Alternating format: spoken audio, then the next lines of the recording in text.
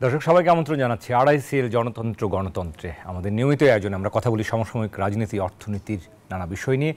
কেমন আছে বাংলাদেশ, সব মিলিয়ে কেমন চলছে বাংলাদেশের রাজনীতি। তবে আজকে এসব কিছুর পাশে গিয়ে আমরা দেখেছি যে আজকে একটি আলোচিত ঘটনাকে কেন্দ্র করে আজকের আড়াইসিএল জনতন্ত্র গণতন্ত্রে আমরা পর্যবেক্ষণ এবং বিশ্লেষণ তুলে ধরতে চাই। আমরা দেখেছি যে বাংলাদেশ ভারত সীমান্ত নিয়ে নতুন করে উত্তেজনা তৈরি হয়েছে এবং এটি নিয়ে আলোচনা তর্ক বিতর্ক হচ্ছে। আমরা সীমান্তে বেড়ার ঘটনা এর মধ্যে জেনে গেছি, ভারতীয় হাইকমিশনারকে তলব করা হয়েছে, ঢাকার প্রতিবাদ জানানো হয়েছে।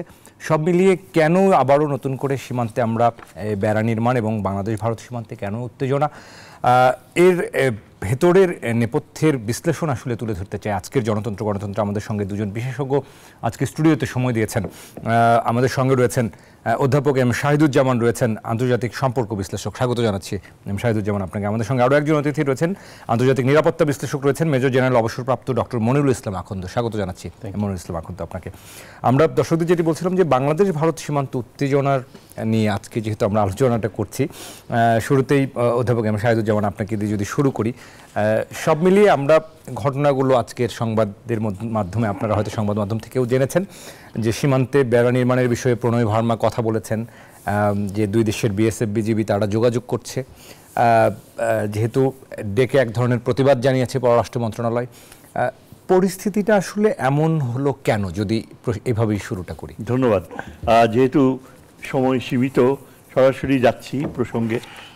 দেখেন, এই পরিস্থিতিটা যে কেন এরকম টার্ন নিল, কেনই বা আন্তর্জাতিক আইন বা বর্ডার সংস্কৃতি যেভাবে ধারণ করার কথা আন্তর্জাতিক আইন অনুযায়ী তা হয়নি ঠিক মতো, এটা বুঝতে অসুবিধা হয় না। এটা ঘটেছে এই যে আওয়ামী শাসন যে ছিল, আওয়ামী শাসনে ভারত যেভাবে এই আওয়ামী শাসকদেরকে ক্ষমতায় বসিয়েছে, তার বিনিময়ে এই আওয়ামী লীগ কতগুলো এমন চুক্তি সই করেছে যেগুলো সরাসরি ভারতকে অ্যাবসলিউটলি অযাচিত এমন বেনিফিটস দেওয়ার প্রসঙ্গ বাস্তবায়ন করেছে, যেগুলো আন্তর্জাতিক সীমান্ত আইনের বরখেলাপ করা হয়। যেমন ধরেন, এই যে আপনি একটু আগে বললেন যে ভারতীয় হাই কমিশনারকে ডেকে এনে বলা হয়েছে। ভদ্রলোক আপাত দৃষ্টিতে অতীত তার আচরণগুলোয় আমরা দেখেছি যে সত্যিকার অর্থে একজন আন্তর্জাতিক আইন সম্পর্কে সচেতন এবং প্রচণ্ড প্রখর একজন প্রফেশনাল কূটনীতিক।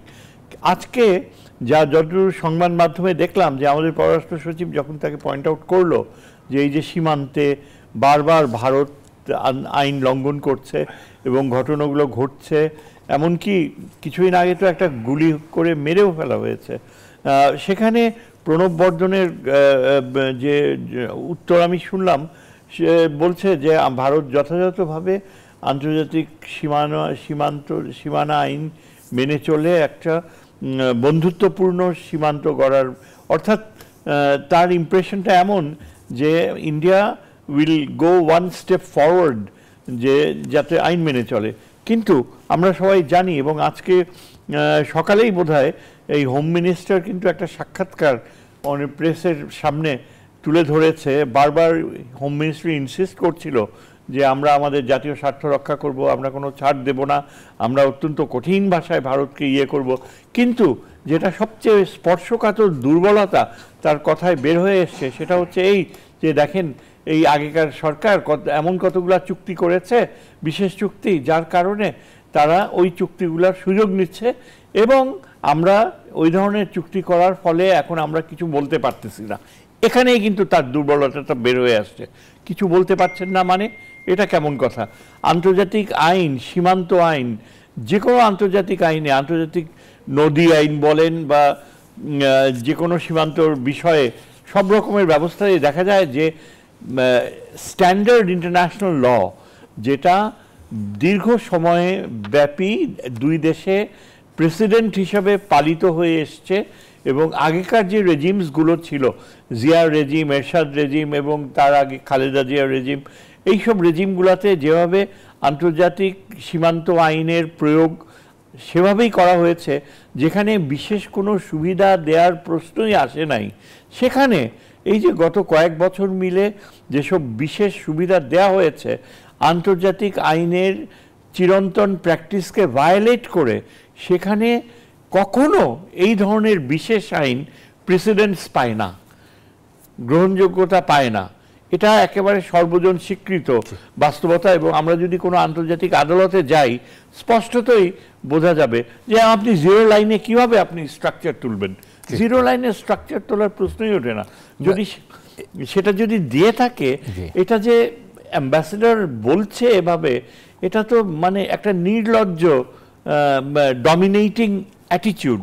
এবং সেখানে বিএসএফ বিজিবি আলোচনায়ও তারা যে এইসব, এটা বলা উচিত যে আমরা আন্তর্জাতিক মিডিয়াকে ডেকে এনে তাহলে এগুলো তুলে ধরবো, এটাই হবে ঠিক।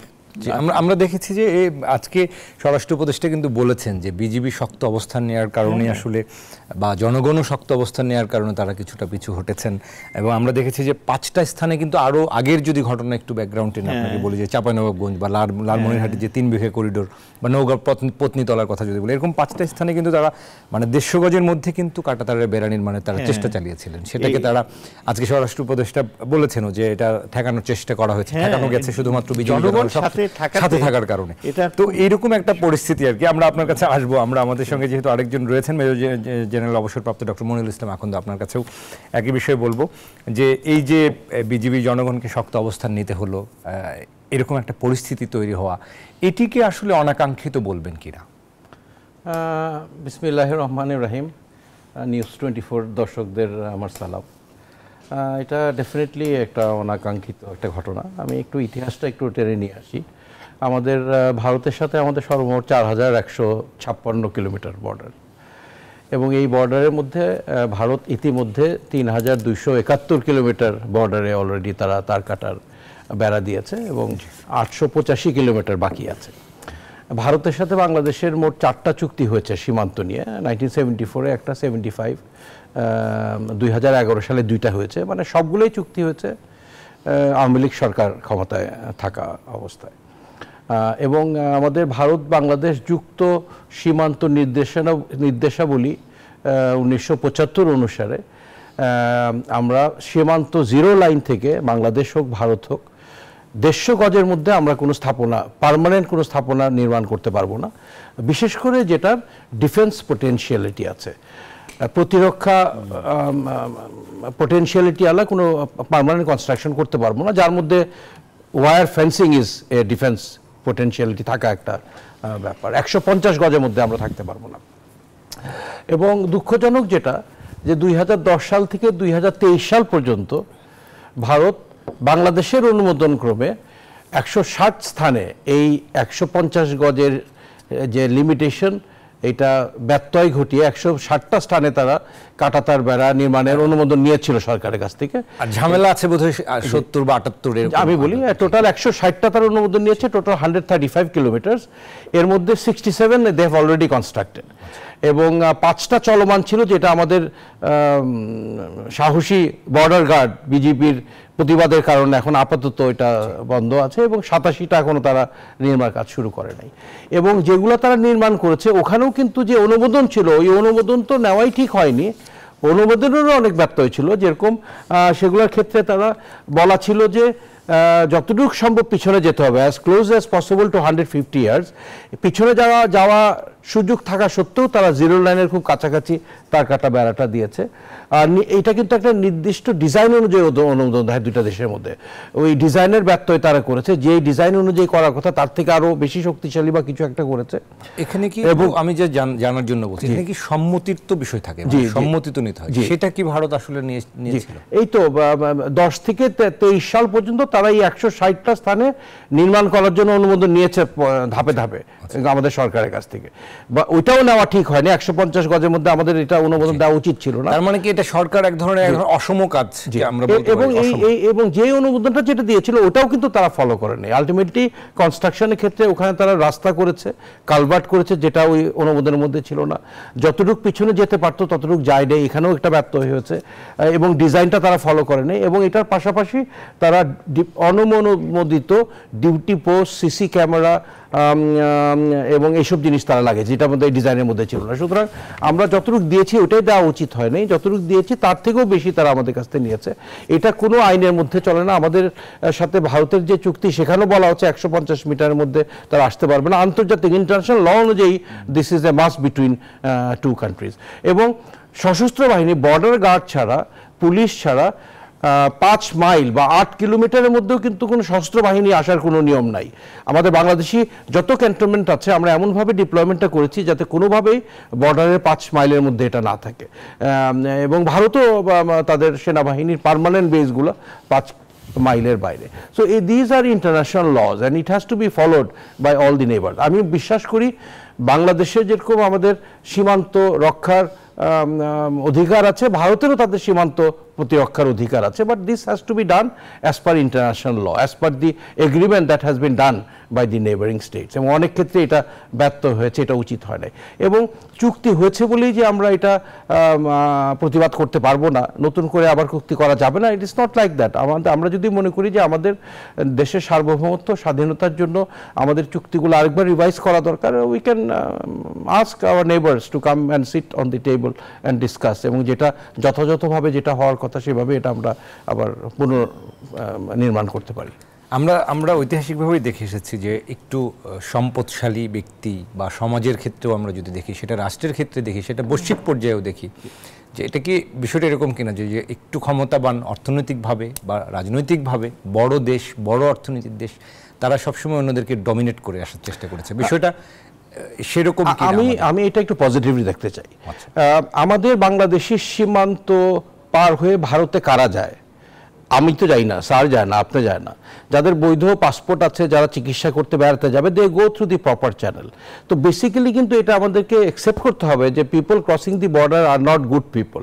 তারা স্মাগলিং বা অন্য কোনো অবৈধ কাজ করতে তারা বাইরে যায়। সো এখন ভারত যদি 150 গজ পরে যদি কাঁটাতারের বেড়া দেয়, I think it is better for us. আমাদের স্মাগলাররা ওই দেশে যেতে পারবে না, ওখান থেকে স্মাগল গুড আনতে পারবে না। This is bad for our nation. There is nothing wrong in that. Bharat has all the right to protect their border, but it has to be as per the distance mentioned in the agreement. এবং এটা তো ভালো, আমাদের কাঁটাতারে বেড়া দিতে হচ্ছে না, তারাই দিয়ে দিচ্ছে, আমাদের স্মাগলার ওখানে যেতে পারছে না।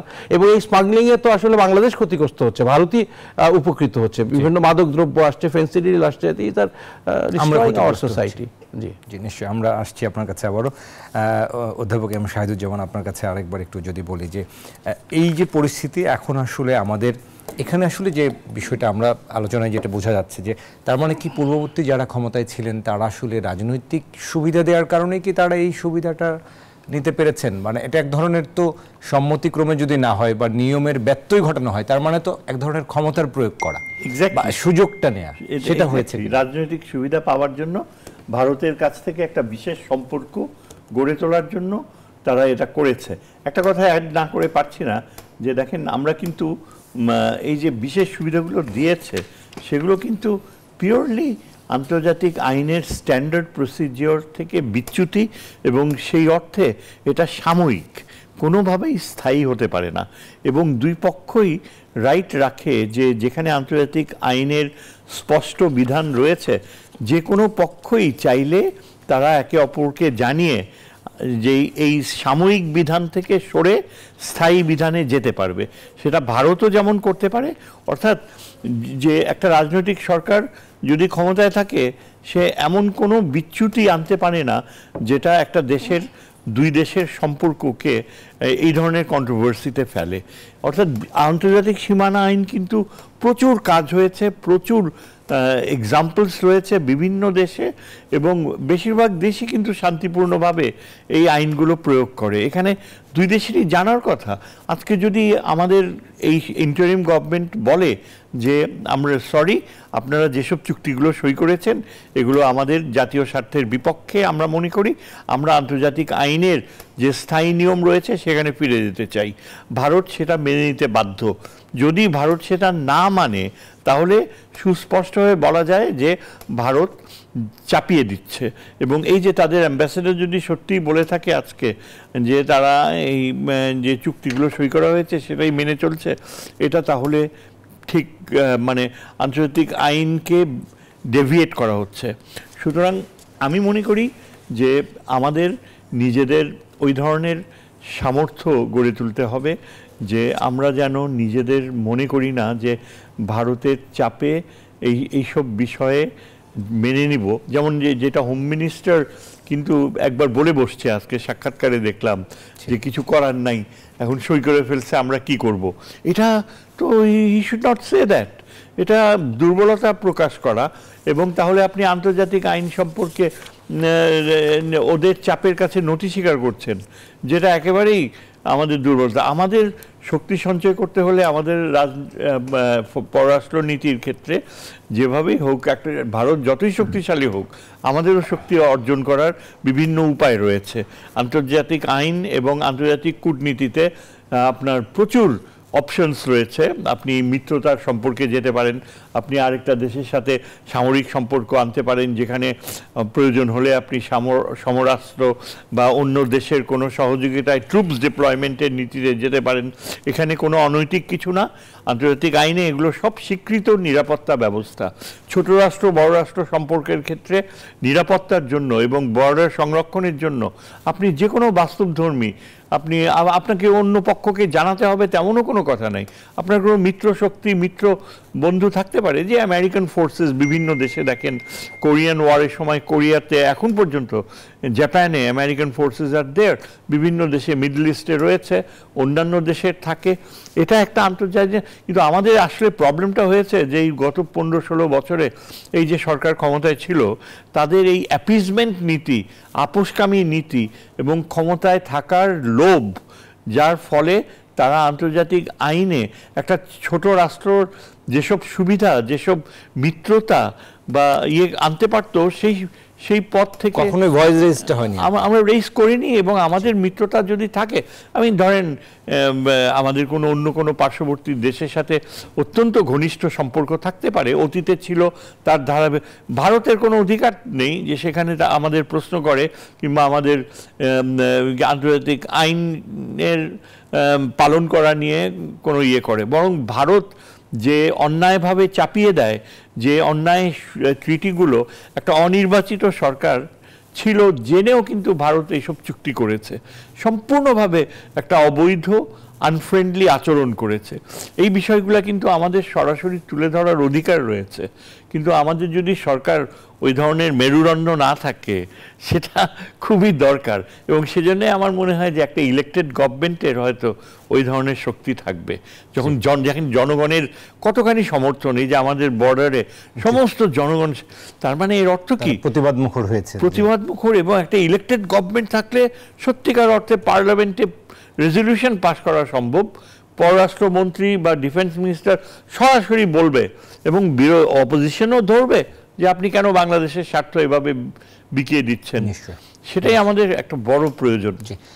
অনেক ধন্যবাদ। আমরা মনিরুল ইসলাম আকন্দ, আমরা যদি একটু ঐতিহাসিকভাবে বলি যে ভারত যেহেতু আমাদের একটা বন্ধু প্রতিম রাষ্ট্র, সেটা আমরা দীর্ঘদিন ধরে মানুষের মধ্যে সেটা একটা ধারণা ছিল। আমরা কি বিষয়টা এরকম যে বিগত সরকার যেহেতু টানা 15 বছর একটানা শাসন করেছেন, আমরা দেখেছি মানুষের মধ্যে ভারত বিদ্বেষ একটা আচরণও তৈরি হয়েছে একটা বড় শ্রেণীর মধ্যে। আমরা যখন দেখেছি ইলিশ বাংলাদেশের মানুষ খেতে পারছেন না, তাদের ওখানে যাচ্ছে, সেটা নিয়ে সামাজিক যোগাযোগ মাধ্যম বা গণমাধ্যমে আমরা মানুষকে সরব হতে দেখেছি। আমরা যখন দেখি আমাদের জামদানির কপিরাইট চলে যায় বা নেওয়ার প্রচেষ্টা হয়, একইভাবে যেটি সীমান্তের ক্ষেত্রে আমরা লক্ষ্য করছি। এই ধরনের আচরণগুলো আসলে যিনি ক্ষমতায় ছিলেন, যেহেতু 15 বছর ছিলেন, তিনি এখন ওপাশে অবস্থান করছেন। এটা একটা আলোচনার টেবিলে অনেক সময় হয়, চায়ের দোকানেও হয়তো আলোচনা হচ্ছে, শেখ হাসিনা ওপাশ থেকে হয়তো অনেক রকম ষড়যন্ত্র করছেন। এই বিষয়টা উনি ওই পাশে থাকার কারণে এই ধরনের ঘটনাগুলো একটু বা সীমান্তের উত্তেজনাটা একটু বাড়তি বলে মনে করেন কিনা বিশ্লেষক হিসেবে? আমি মনে করি যে এটা তো সত্য যে আমাদের স্বাধীনতা যুদ্ধে আমরা স্বাধীনতা অর্জন করেছি এবং এই যুদ্ধে ভারত আমাদের সহায়তা করেছে। আমি একটা কলকাতার একটা চ্যানেলে ইন্টারভিউ দেওয়ার সময় তারা বলছিল ভারতের কারণে বাংলাদেশ স্বাধীনতা পেয়েছে। আমি শক্তভাবে বলেছি যে ভারত আমাদের সাথে আমাদের সহায়তা করেছে, তাদের অনেক শহীদ হয়েছে, মারা গেছে, we are grateful for that. But কোনোভাবেই বলা যাবে না যে ভারতের কারণে বাংলাদেশ স্বাধীন হয়েছে। ভারত না আসলেও বাংলাদেশ স্বাধীন হতো, একটু সময় বেশি লাগতো, আমাদের হয়তো ক্ষয়ক্ষতি বেশি হতো। আমরা এমন একটা সিচুয়েশন তৈরি করেছিলাম যখন ভারত বাহিনী আসাটা অনেক সহজতর হয়ে গেছে। We are grateful for that. তখন পাকিস্তান আমাদের শত্রু ছিল, তারা অনেক অত্যাচার করেছে, আমরা এই জন্য স্বাধীনতা যুদ্ধ করেছি। ভারত ওয়াজ আওয়ার ফ্রেন্ড, ভারতেরও কিন্তু সেটার জন্য সুবিধা ছিল। Bharat was our friend that time, Pakistan was our enemy that time. It has been 53 years. আন্তর্জাতিক diplomacy, there is no permanent friend or foe. বাংলাদেশের যেখানে স্বার্থ থাকবে বাংলাদেশ এখানে যাবে। বাংলাদেশ সবার সাথে ভালো সম্পর্ক চায়, মার্কিন যুক্তরাষ্ট্রের সাথে চায়, চায়নার সাথে চায়, তুরস্কের সাথে চায়, ভারতের সাথেও চায়, হয়তো পাকিস্তানের সাথেও চায়। আমাকে জিজ্ঞেস করা হয়েছিল আমরা কেন তুরস্ক থেকে সমরাস্ত্র কিনছি। It is our bloody right to decide আমরা কোথা থেকে সমরাস্ত্র কিনবো। আমাদের সশস্ত্র বাহিনীকে সুসজ্জিত করার জন্য আমার যেখান থেকে আমাদের সমরাস্ত্র কেনা প্রয়োজন, আমরা প্রয়োজন হলে চায়না থেকে কিনবো, যুক্তরাষ্ট্র চাই, ভারত থেকে প্রয়োজন হলে আমরা কিনবো। এবং আমার কাছে যে অবজেকশনটা, আমি ভারতের পররাষ্ট্র অ্যাম্বাসেডার এবং পররাষ্ট্র সচিবের ভিজিটের সময় আমি খুব আশাবাদী ছিলাম। তারা বলেছে আমাদের সম্পর্ক বহুমাত্রিক এবং আমরাও বিশ্বাস করি ভারতের সাথে সুসম্পর্কটা উভয়ের জন্য উপকারী, বা তাদের কাজের সাথে কথার আমি মিল পাচ্ছি না। The timing was very very bad. এখন কেন এই তার কাটার বেড়াটা করতে হবে? বাংলাদেশ একটা ক্রান্তি লগ্নের মধ্যে দিয়ে যাচ্ছে, এখনো ষড়যন্ত্রকারীরা সক্রিয়। আমরা we are trying to recover, we are trying to build a beautiful Bangladesh. এটা তো একটু অপেক্ষা করে পরবর্তীতে শুরু করা যেত। Why it has to be done now? আমার অবজেকশনটাই এখানে। এবং আমি মনে করি যে ভারত এই এলাকার they are the big brother, understood, we accept that. But বড় ভাইয়েরও কিন্তু ছোট ভাইয়ের প্রতি দায়িত্ব থাকে। আমার পরিবারে বড় ভাই হিসাবে আমি বাবার সম্পত্তি ভাগ করার সময় তো আমি ছোট ভাইকে আমি কম দেব না। I have to ensure equity, এবং যার দায়িত্ব, যার ক্ষমতা বেশি তার দায়িত্ব কিন্তু বেশি, টু এনশিওর দ্যাট। এবং এই ক্ষেত্রে আমি মনে করি ভারত সেই দায়িত্বটা পালন করেনি আমাদের সাথে গত 15 বছর। এবং ভারত বার্ষিকদের প্রতি আমাদের বিদ্বেষ কেন?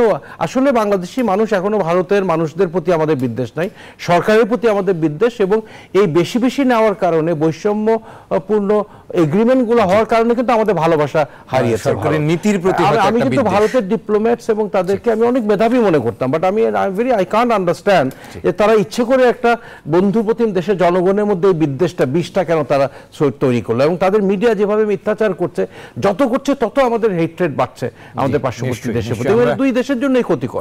আমরা চাই আমাদের প্রতিবেশীর সাথে সুন্দর একটা সম্পর্ক হবে, এবং all have to work together. দুই সরকার কাজ করতে হবে, জনগণ কাজ করতে হবে, media has to work together. But এখানে মিডিয়ার ব্যবহার এবং সরকারেরও যে পদক্ষেপগুলো, তার কাটা বেড়াতে এখন দেওয়ার কোনো প্রয়োজন ছিল না। It could have waited for another 1 year যখন পরিস্থিতিটা একটু স্বাভাবিক হয়। তো এই ক্ষেত্রে আমি মনে করি যে আসলে ওরা 15 বছর পেতে পেতে এমন একটা অভ্যাস হয়ে গেছে যে এখন it has become a habit. So we have to revive this habit. It has to be a relationship on a level playing ground. We'll give whatever we get. এরকম একটা সম্পর্ক আমাদের স্থাপন করতে হবে। অনেক ধন্যবাদ মেজর জেনারেল অবসরপ্রাপ্ত ডক্টর মনিরুল ইসলাম আখন্দ এবং অধ্যাপক ডক্টর শাহিদুজ্জামান। আমরা একটা বিরতি নেবার সময় হয়েছে, বিরতি থেকে ফিরে এসে এই বিষয় নিয়ে আমরা আরও বিস্তারিত কথা বলতে চাই। দর্শক, আড়াইসিএল গণতন্ত্রে আজকে আমরা কথা বলছি বাংলাদেশ ভারত সীমান্ত উত্তেজনা নিয়ে। আরও কথা বলবো, আমাদের ছোট্ট একটা বিরতি থাকছে, আশা করি আমাদের সঙ্গেই থাকবেন। দর্শক, বিরতির পর আবারও স্বাগত আড়াইসিএল স্টিল গণতন্ত্রের সাথে আছি বাবু কামরুজ্জামান। আমরা আজকে কথা বলছি বাংলাদেশ ভারত সীমান্ত উত্তেজনা নিয়ে। আমাদের সঙ্গে স্টুডিওতে দুজন নিরাপত্তা বিশেষজ্ঞ, আন্তর্জাতিক সম্পর্ক বিশ্লেষক রয়েছেন, সাথে রয়েছেন অধ্যাপক এম শাহিদুজ্জামান, আন্তর্জাতিক সম্পর্ক বিশ্লেষক। স্বাগত জানাচ্ছি আরও একবার। মেজর জেনারেল অবসরপ্রাপ্ত ডক্টর মনিরুল ইসলাম আখন্দ রয়েছেন, আন্তর্জাতিক নিরাপত্তা বিশ্লেষক। স্বাগত জানাচ্ছি আপনাকেও। আমরা বিরতির আগে যে আলোচনাগুলো করছিলাম, বিশেষ করে সীমান্তে বেড়া, ভারতীয় হাইকমিশনারকে তলব, একটু যদি আমরা আসি যে আমরা ঐতিহাসিক সম্পর্কের বিশ্লেষণও আপনি করছিলেন। আমরা অধ্যাপক এম শাহিদুজ্জামান, আপনার কাছে যদি প্রশ্ন রাখি যে বাংলাদেশকে তারা এখন যে পরিস্থিতি আমরা দেখতে পাচ্ছি, সীমান্তে উত্তেজনা অথবা এই যে ঘটনাগুলো ঘটছে চিকিৎসার ক্ষেত্রে, ট্যুরিজমের ক্ষেত্রে, এখন যে পরিস্থিতি আমরা দেখেছি, দুদেশই কিন্তু অর্থনৈতিকভাবে এবং সার্বিকভাবে আসলে ক্ষতিগ্রস্ত হচ্ছে। কিন্তু কোথাও কি মনে করেন যে এই মানুষের স্বার্থকে উপেক্ষা করেই সরকার আসলে একটা পলিসি চাপিয়ে দেওয়ার চেষ্টা করছে, অথবা বাংলাদেশকে একটু চেপে ধরা যায় কিনা, এরকম একটা মনোভাব প্রকাশ করছেন ভারত? অবশ্যই করছে, এতে কোনো সন্দেহ নাই। অ্যাকচুয়ালি গত 4-5 মাস আমাদের যে অভিজ্ঞতা হয়েছে ভারতের সাথে, আমরা অনেক কিছু শিখতে পেরেছি, জানতে পেরেছি।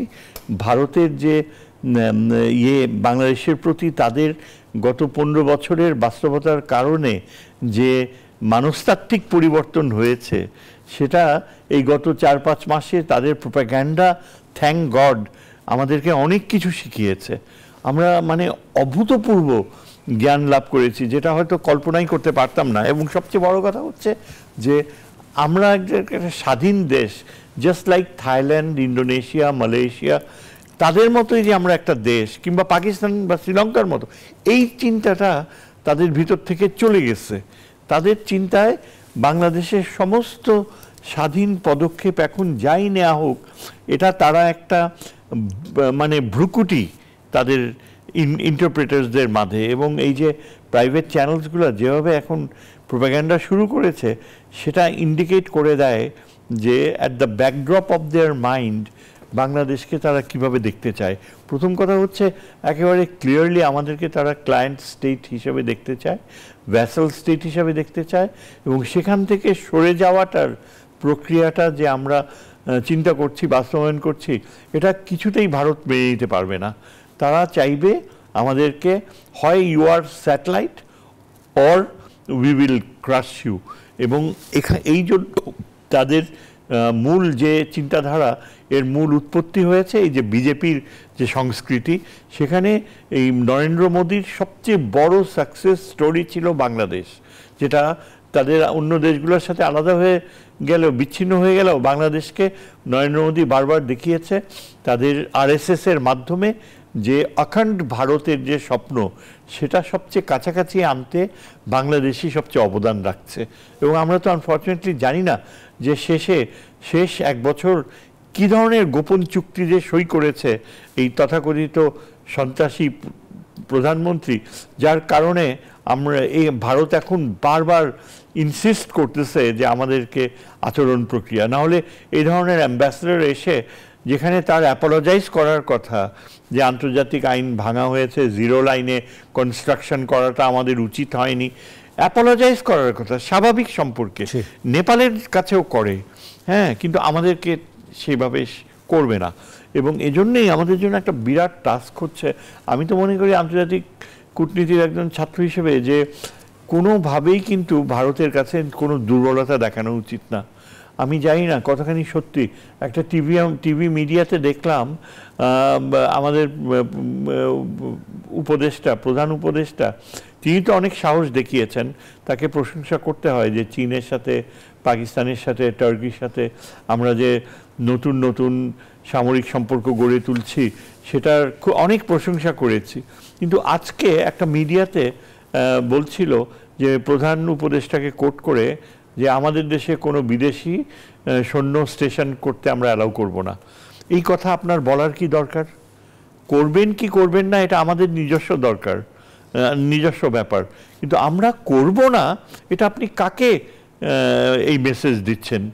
যেই পাশের দেশ আপনাকে ভাববে যে আমাদের করাতে, বারবার হ্যামার করাতে বাংলাদেশ আস্তে আস্তে গিভিন করতেছে, এই ইমপ্রেশন কি আপনার দেওয়া উচিত? বরং প্রধান উপদেষ্টার বলা উচিত যে আমরা কি সম্পর্ক করব, কোথায় যাব, কোন অস্ত্র প্রয়োগ করব, কোন দেশ থেকে আমাদের দেশে আনবো, আমাদের ট্রেনিং দেওয়ার জন্য, সেটা সম্পূর্ণ বাংলাদেশের সোভারেইন রাইট। সেই ভাষায় না যে, এবং আমি খুবই আতঙ্কিত বোধ করছি। আমি আশা করি যে এটা ভুল ছিল, আমি ভুল শুনেছি। তবে যদি প্রধান উপদেষ্টা এই ধরনের কোনো ইঙ্গিত দেন যে আমরা বিদেশের কোনো বন্ধু দেশ বা যে কোনো দেশই হোক তাদের সামরিক সহযোগিতা নিব না, আনবো না, স্টেশন করব না, ট্রেনিং পারপাসের জন্য থাকবে না, এইসব কথা আপনার বলার কোনো দরকার নেই। আপনি কেন বলবেন? আপনি একজন অর্থনীতিবিদ। কিন্তু আমার ভয় হচ্ছে যে কেউ কি তাকে মিসলিড করছে? এমন কি হতে পারে যে ভারতের প্রভাব, ভারতের প্রচণ্ড যে শক্তি এবং এই আওয়ামী লীগের যে অবৈধ অর্থের প্রভাব, সেটা কি বাংলাদেশের ভিতরে কোনোভাবে টাচ করছে ডিসিশন মেকিং লেভেলে? সেটাই আমার সবচেয়ে বড় যে সতর্ক হওয়ার প্রয়োজনীয়তা রয়েছে। এক্স্যাক্টলি। জি, অনেক ধন্যবাদ অধ্যাপক এম শাহেদুজ্জামান। আমরা মেজর জেনারেল অবসরপ্রাপ্ত মনিরুল ইসলাম আখন্দ আপনার কাছে আসতে চাই। একই বিষয় আসলে এখন আমাদের যে অবস্থা, তাতে করে আমাদের সতর্কতার কথা বলছিলেন ডক্টর শাহেদুজ্জামান, এম শাহেদুজ্জামান, আপনার কাছে কি মনে হয় যে আমরা আসলে ভারতের যে এই আচরণ এবং এই যে গত 5 মাসের যে আমাদের অভিজ্ঞতা, এখান থেকে আমাদের আসলে কি ধরনের পদক্ষেপ হওয়া উচিত এবং আমাদের সতর্কতার জায়গাগুলো কি হওয়া উচিত, অথবা আমাদের তাদের এই চেপে ধরা আচরণ থেকে যেন আমরা ঘুরে দাঁড়াতে পারি সেটাই বা আমরা কিভাবে প্রকাশ করব? অন্যদিকে আমরা যেহেতু অন্তর্বর্তীকালীন সরকারের একটা পরিস্থিতির মধ্যে রয়েছে। জি, আমার মনে হয় আমাদের এটা খুব পজিটিভলি দেখে এখান থেকে আমরা কি বেনিফিট নিতে পারি এটা দেখা উচিত। আমাদের ভারত উপমহাদেশে ভারত বিগ ব্রাদার, শক্তিশালী দেশ। সিমিলারলি মধ্যপ্রাচ্যে কিন্তু সৌদি আরবে একটা শক্তিশালী বিগ ব্রাদার, এবং আপনারা জানেন কয়েক বছর আগে সৌদি আরবের সাথে কাতারের সম্পর্ক খারাপ হয় এবং কাতারের উপর তারা বিভিন্ন স্যাংশন দেয়, এবং কাতার কিন্তু এটা পজিটিভলি নিয়ে তারা তাদের ক্যাপাবিলিটি ইনক্রিজ করে। তারা অস্ট্রেলিয়া থেকে প্লেনে করে গরু উড়িয়ে নিয়ে আসে কাতারে, তাদের এগ্রিকালচারে তারা সেলফ ডিপেন্ডেন্সি অর্জন করে। সো এই সৌদি আরবের যে কয়েক মাস বা বছরখানিক যে স্যাংশন ছিল, এই স্যাংশনের পরে কিন্তু কাতার উঠে দাঁড়িয়েছে, এবং তারা এমনভাবে উঠে দাঁড়িয়েছে অনেক শক্তিশালী হয়েছে, কমে আসছে সৌদি আরবের উপরে। সিমিলারলি ভারত যদি আমাদেরকে ভিসা না দেয়, আমাদের রোগীরা যদি ওখানে চিকিৎসা নিতে না পারে, উই হ্যাভ টু লুক, প্রথমত আমাদের ক্যাপাবিলিটি বাড়াতে হবে, আমাদের চিকিৎসা, আমাদের অনেক মেধাবী ডাক্তার আছে। সেকেন্ড হচ্ছে we have other countries, Thailand আছে, মালয়েশিয়া আছে, we have to look for alternative, we have alternative. আমাদের যদি ভিসা না দেয় মানুষ, যদি আমি আমার মেয়ের বিয়ের সময় আমি কলকাতা গিয়েছিলাম, আমার মেয়ের বিয়ের শাড়ি আমরা অনেক কিছু কিনে নিয়ে আসছিলাম, ভেরি নাইস ডিজাইন, অনেক কম দাম, ওখানে যার কাছ থেকে কিনেছি তাকে আমি টাকা দিয়ে কিনে নিয়েছি, সেও লাভবান হয়েছে, সেও অনেক খুশি হয়েছে। It is a win win situation for both. এখন ভারত সরকার যদি ভিসা বন্ধ করে, এখানে কারা ক্ষতিগ্রস্ত হচ্ছে? আমি তো মনে করি বাংলাদেশের থেকে ভারতীয় ব্যবসায়ীরা বেশি ক্ষতিগ্রস্ত হচ্ছে। তাদের হাসপাতালগুলোতে রোগী পাচ্ছে না, তাদের কলকাতার দোকানগুলোতে বিক্রি হচ্ছে না, সো আমাদের এখন একবার একজন গড একজনকে বললো যে তোমাকে আমি একটা জিনিস দিব, কিন্তু তোমাকে যা দিব তোমার প্রতিবেশীকে ডাবল দিব। তো সে চিন্তা করলে একটা গাড়ি চালে সে দুইটা গাড়ি পাবে, একটা বাড়ি চালে সে দুইটা বাড়ি পাবে। অনেক চিন্তা করে সে বললো যে আমার এক চোখ কানা করে দেন, যাতে প্রতিবেশীর দুই চোখ কানা হয়ে যায়। তো আমি তো মনে করি ভারতের সাথে বাংলাদেশের এমনই সম্পর্ক, তারা আমাদের ক্ষতি করতে গিয়ে আমি তো মনে হয় তারাই বেশি ক্ষতিগ্রস্ত হচ্ছে, এবং গভর্নমেন্ট তাদের পলিসির কারণে তাদের ব্যবসায়ীরা, জনগণ ক্ষতিগ্রস্ত হচ্ছে। এবং এটা করেই কিন্তু আস্তে আস্তে তারা এই অঞ্চলে তারা সকল বন্ধুদের হারিয়েছে, মালদ্বীপ হারিয়েছে, শ্রীলঙ্কা, নেপাল, ভুটান, পাকিস্তান তো আগে থেকে ছিল, পাকিস্তান পার হয়ে ইরানকে হারিয়েছে। They have no friends in the neighbourhood, so call only friend which was Bangladesh. তারা ইচ্ছে করে আমাদেরকে দূরে ঠেলে দিচ্ছে, এবং এমন ব্যবহার করছে যে বাংলাদেশিরা ভারতে না গেলে আমরা কান্নাকাটি করে তাদের পায়ে গিয়ে ধরবো। There is no reason for that, এবং আমরা স্বাবলম্বী হয়ে উঠবো, এবং এটা যদি কন্টিনিউ করে will look for alternative. Ultimately যখন তারা ভিসা দেওয়া শুরু করবে, তখন বাংলাদেশে আর যেতেও চাইবে না ওখানে, because will have other alternatives to do that. আমি কলকাতার চ্যানেলে একটা ইন্টারভিউ দিচ্ছিলাম, এবং বক্তারা খুবই এগ্রেসিভ ওখানে, কথায় কথায় আমাদের প্রধান উপদেষ্টাকে ইউনুস বলছে, তাকে সন্ত্রাসী বলছে, ইত্যাদি ইত্যাদি, ওপেন টিভিতে। তো আমি খুব বিনীতভাবে বললাম যে ডক্টর ইউনুস শান্তিতে নোবেল প্রাইজ পেয়েছেন, উনি শান্তির প্রিয় ব্যক্তি, এবং আমি কিন্তু আমার কোনো বক্তব্যে আপনাদের প্রধানমন্ত্রী, আপনাদের প্রধানমন্ত্রী, আপনাদের মুখ্যমন্ত্রী, কাউকে নিয়ে আমি কোনো বাজে কথা বলিনি, because we must have mutual respect for our leaders and leaders of each other. But ওদের মিডিয়াটা খুবই এগ্রেসিভ, এবং তারা খুবই বাজে ভাষা ব্যবহার করে, এবং আমি খুবই বিব্রত বোধ করি। বাট আমি অনেক সুন্দরভাবে উত্তর দিয়েছি। আমাদের আসলে we have to learn how to stand on our own feet, এবং আমরা কোনো কিছুই আমরা ফ্রি আনি না ভারত থেকে, সব কিছুই ওখানে ব্যবসায়ীরাও লাভবান হয়, আমরাও লাভবান হই।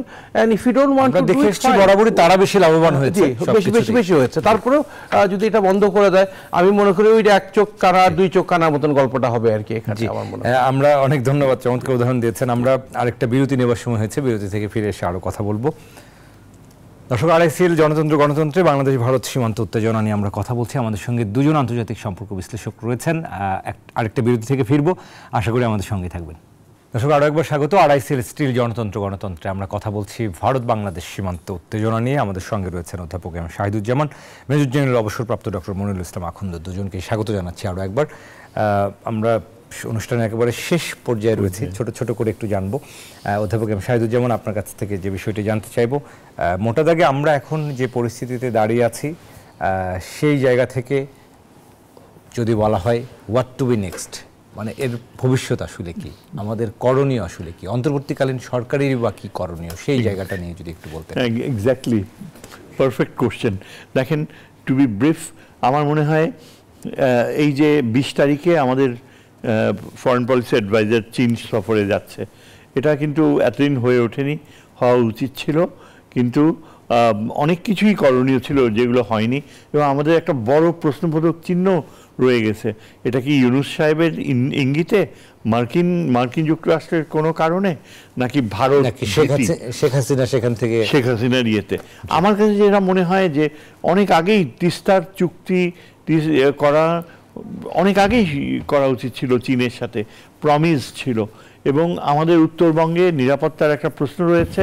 আমি তো মনে করি যে চীনের সাথে আমাদের সরাসরি এমন কোনো নিরাপত্তা অ্যারেঞ্জমেন্টে যাওয়া উচিত যা চীনকে অনেক বেশি আমাদের আস্থা ও নৈকট্য আনবে। এটা ভুলে গেলে চলবে না যে প্রেসিডেন্ট জিয়া এবং এমনকি খালেদা জিয়ার সময়ও কিন্তু প্রচুর পরিশ্রম করা হয়েছিল চীনের আস্থা অর্জন করতে। আর চীন হচ্ছে আমাদের মেজর সাপ্লায়ার অফ ওয়েপন্স, এবং ভারতের বিপক্ষে যত রকম নিবারক করা যায়, ভারতের অসদাচরণকে নিবারক দিয়ে যদি পরিত্রাণ পাওয়ার কোনো প্রচেষ্টা কার্যকর হয়, চীনের চেয়ে কোনো দেশ অতখানি কার্যকর হবে না। আমার মনে হয় তিস্তার ব্যাপারে অগ্রসর হওয়া উচিত। বঙ্গোপসাগরে আমাদের সাবমেরিন চলাচল, নিরাপত্তা এবং ভারতীয় উপদ্রব থেকে রক্ষা পাওয়ার জন্য চীনের সাথে আমাদের বঙ্গোপসাগরেও একটা সহযোগিতার চুক্তি করা উচিত।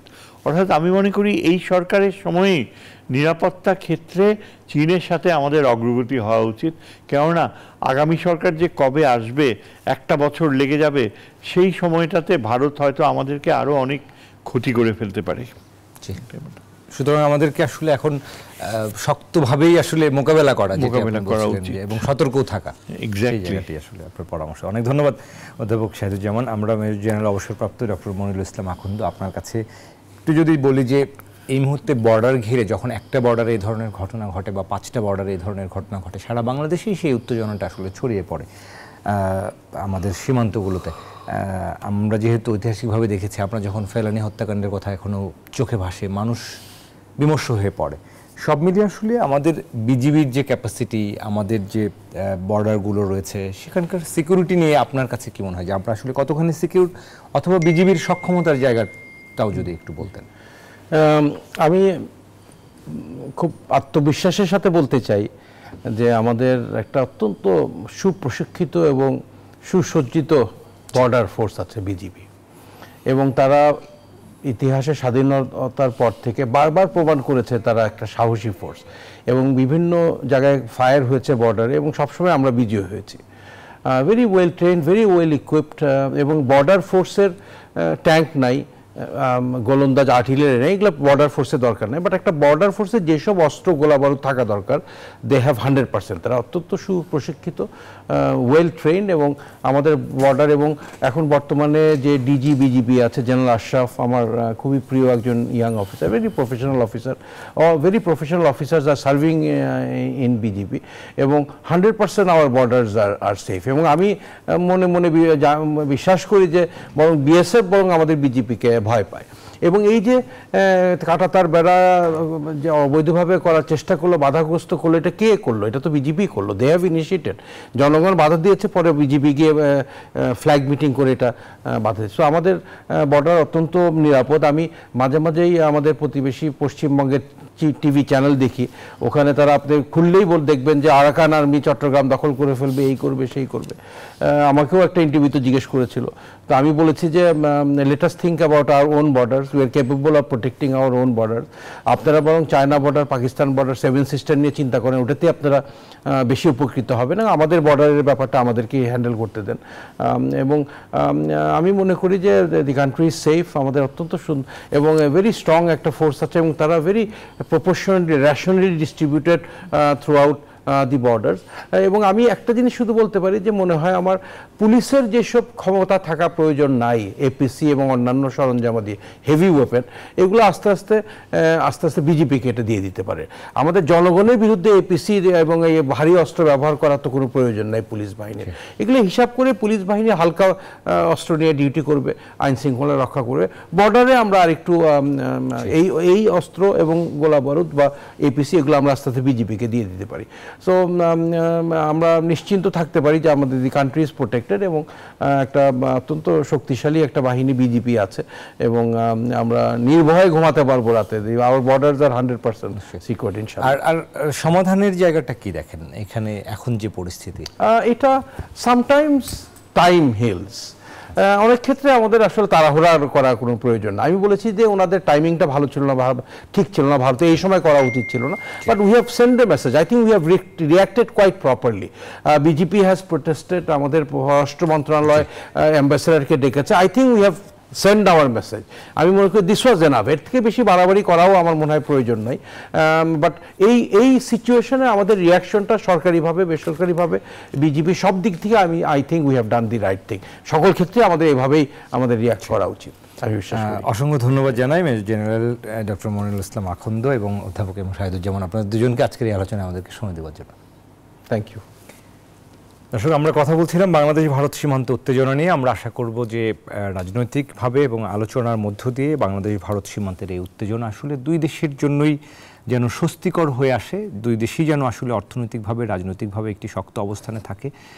বন্ধুপ্রতিম প্রতিবেশী দেশ হিসেবে যে ঐতিহ্য আসলে ছিল সেটিই যেন আসলে সমুজ্জ্বল হয়, সেই প্রত্যাশা জানিয়ে আজকের আড়াইসিএল স্টিল গণতন্ত্র আমরা এখানে শেষ করব। আগামীকাল আবারও নতুন বিষয় নিয়ে নতুন অতিথি নিয়ে আপনাদের সাথে দেখা হবে। সবাই ভালো থাকুন, সবাইকে শুভরাত্রি।